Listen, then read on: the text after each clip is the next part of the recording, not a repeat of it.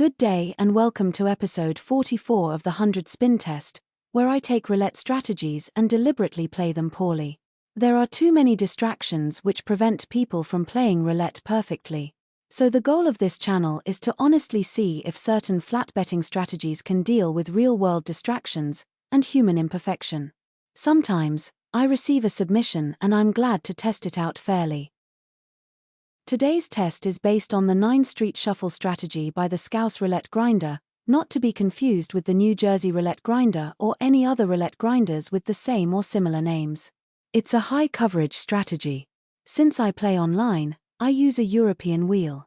With these 30 winning numbers out of a possible 37, there is an 81% likelihood of winning on each spin. The zero mooches off 2.7% of each bet in aggregate due to the house edge, so even if we win our expected 81 times, we will still be down £42. To simplify things for analysis and scaling, I've set the unit size to £1, euro, or dollar.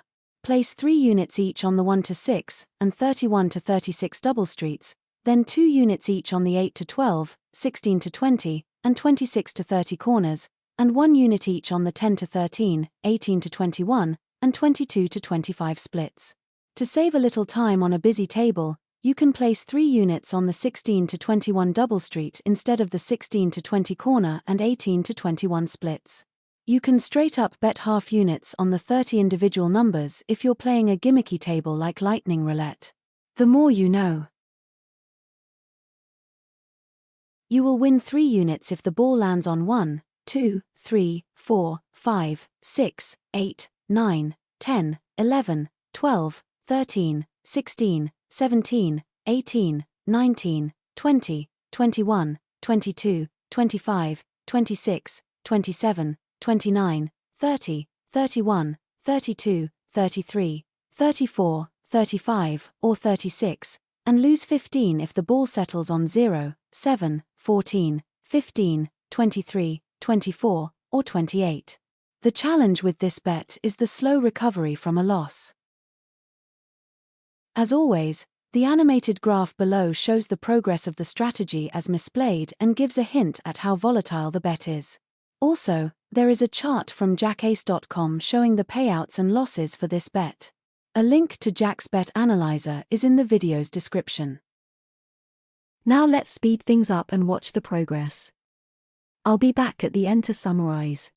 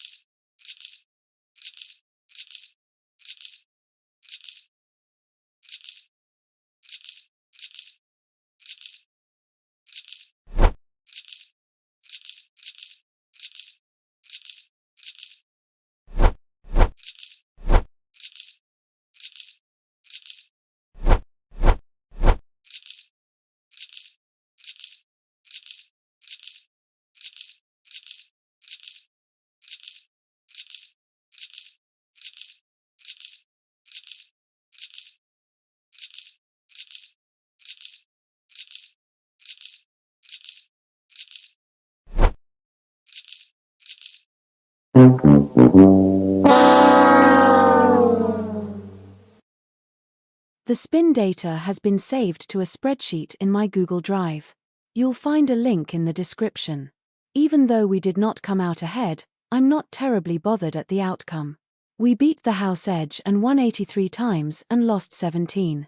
If we lost 1 fewer time and had 1 more win, we would have been profitable as much as one can be with fake money.